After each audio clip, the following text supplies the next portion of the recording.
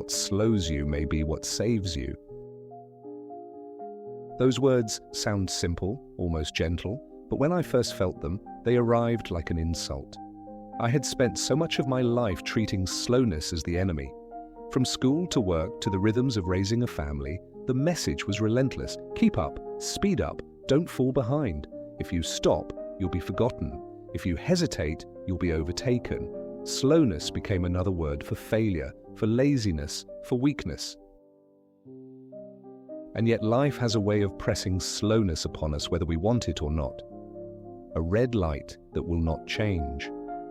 A body that falls ill and refuses to continue at full pace. A relationship that forces us to pause and listen rather than rush on. We call them interruptions, obstacles, inconveniences, but sometimes I wonder if they are invitations, thin cracks in the wall of our hurry, openings through which life can finally breathe.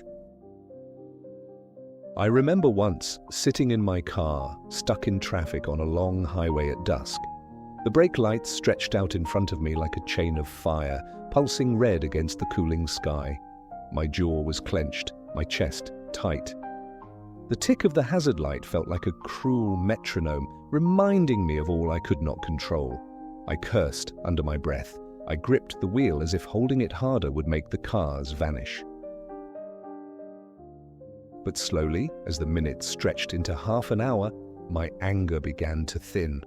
The silence I had resisted seeped in. I noticed the way the cool night air slipped through the crack in the window. I noticed the fading orange along the horizon, the subtle shift of the sky into blue. I noticed my own breathing, shallow at first, then deepening, as though my body had been waiting for me to return. That traffic jam, which I despised at the time, gave me the only stillness I had tasted all week. And it began to dawn on me, the very thing I thought was wasting my time was giving it back to me. What slowed me was what saved me. Slowness ripens time. That is the gift hidden inside what we despise. But it is a gift we rarely unwrap because we have been trained to equate speed with worth. We are told that to walk slowly is to risk irrelevance, that to pause is to admit weakness, that to linger is to confess failure. But what if the opposite is true? What if the only way to move forward is to slow down? What if what we most resent, the delay, the pause, the interruption, is the medicine we most need? These are the questions I want to sit with here on this road, with the hum of the engine and the quiet of the night. Because I suspect I am not the only one who has cursed the very thing that was saving me. The lie that keeps us restless is this: speed equals life. The faster you go, the more you accomplish. The more you accomplish, the more you matter. It's stitched into everything around us. Faster food, faster internet, faster careers, faster answers. If you are waiting, you are wasting. If you are pausing, you are losing. Slowness is treated as a disease to be cured. And so we rush. We cram emails into the cracks of our mornings, eat with one hand while typing with the other, skim through conversations while already thinking of the reply. We check our phones while waiting at red lights, scroll while walking down hallways, keep our bodies in constant motion because to be still feels unsafe. The promise is that this speed will save us. Save us from falling behind. Save us from irrelevance. Save us from regret.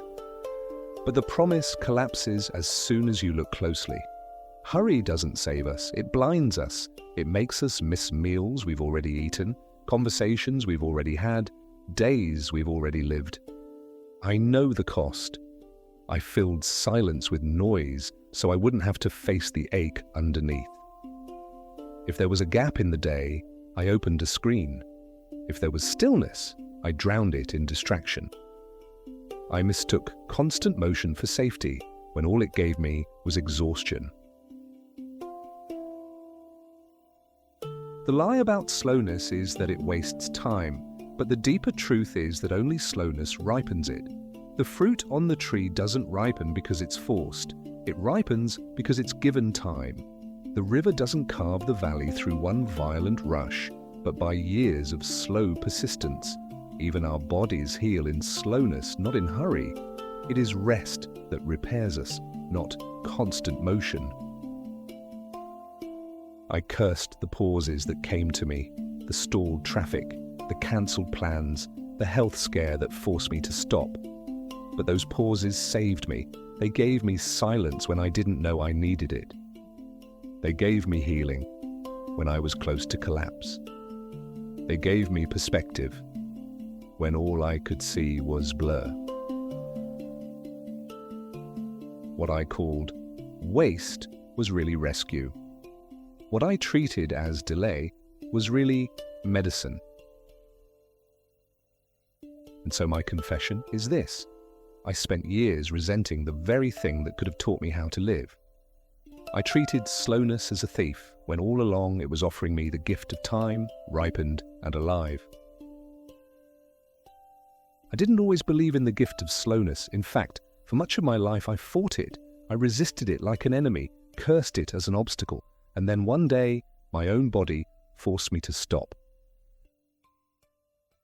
It was during a season when I had stacked my calendar so tightly that even breathing felt scheduled. Meetings at dawn, flights at night, meals taken between inboxes and phone calls. I told myself I was indispensable, that if I slowed down, everything I was holding would collapse. So I carried it all until the weight carried me. The collapse was quiet at first, a dizziness while standing up. A tightness in my chest I ignored. A shortness of breath I dismissed as fatigue. And then one afternoon, in the middle of another meeting, my body made the decision I refused to. It sat me down hard, my vision blurred, my words tangled, the room tilted.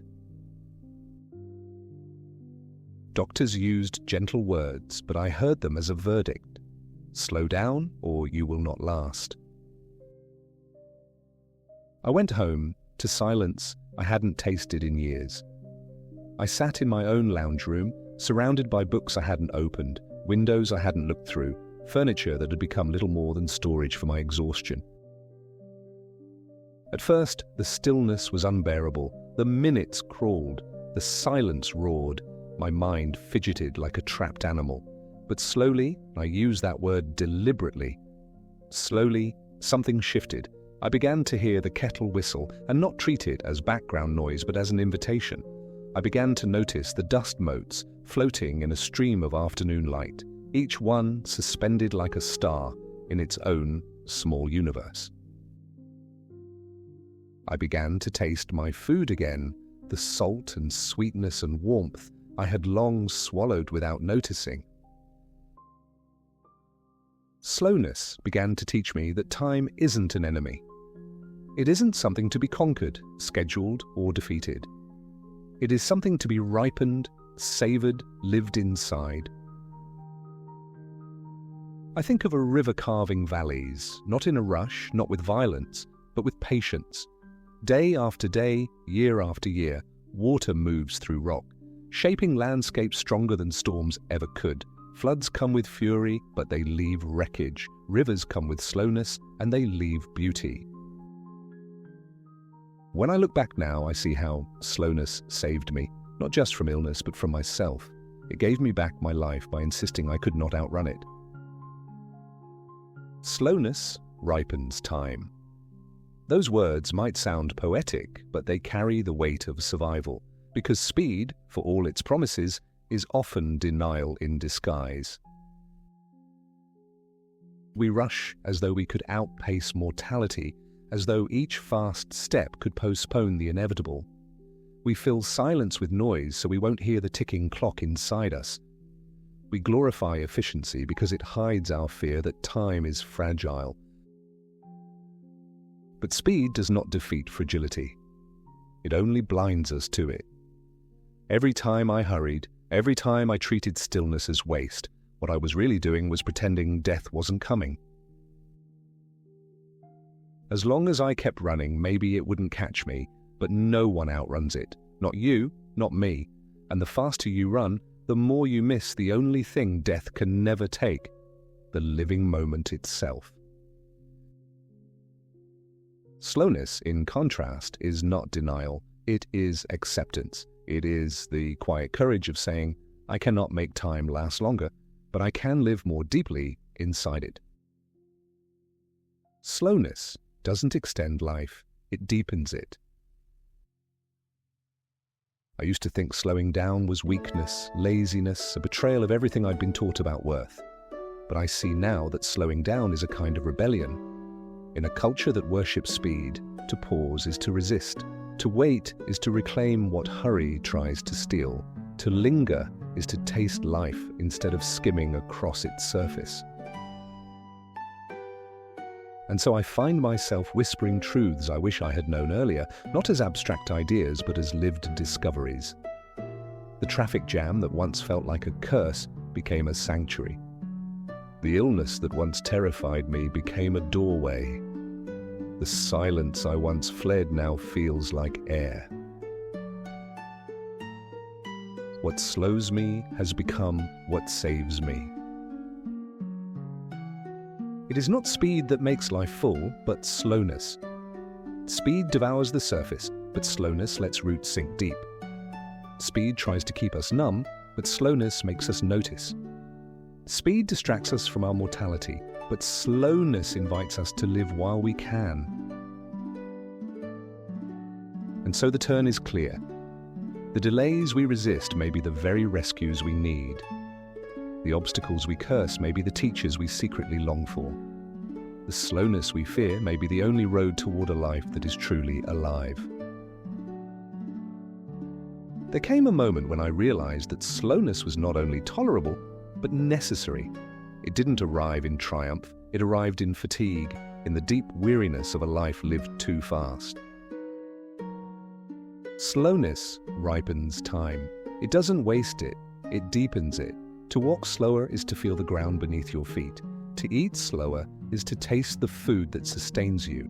To speak slower is to hear not only your own voice, but the heart of the one beside you.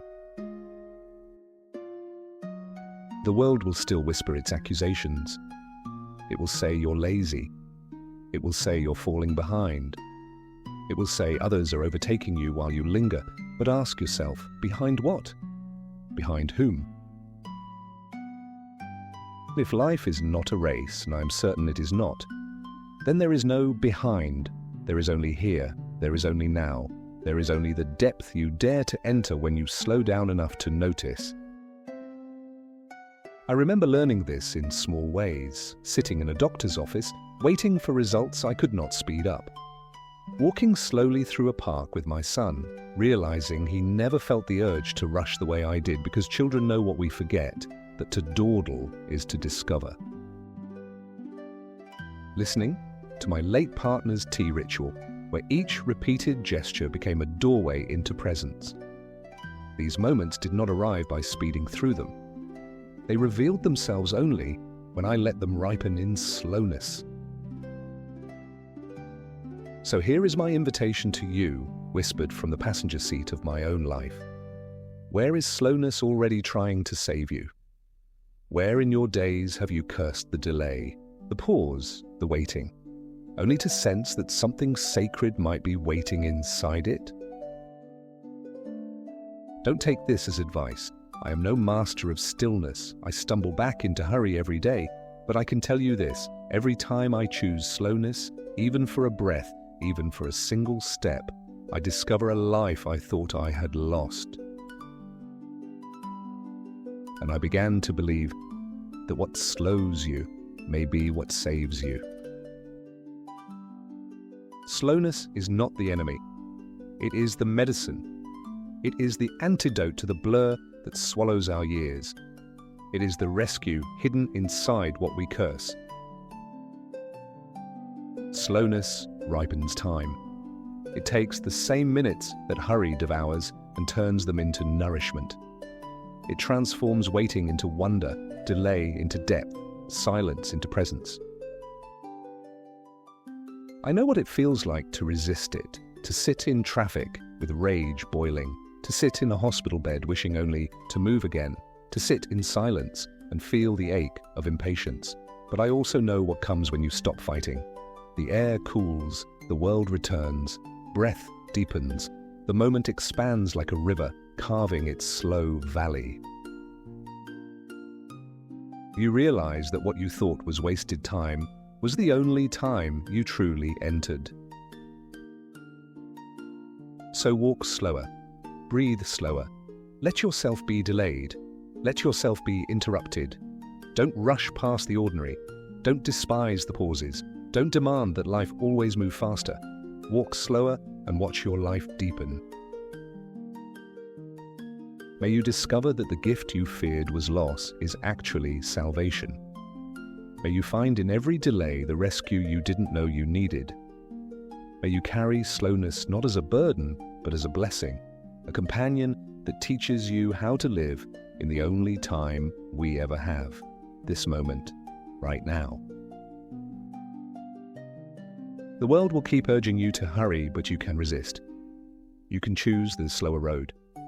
And on that slower road, you may finally find what speed never delivered. A life alive, ripened, whole. So let the leaves drift slowly on dark water. Let the river carve its valley in patient strength. Let the tick of the hazard light, the glow of brake lights in the night, become not irritation, but invitation. Slowness saves. Walk slower.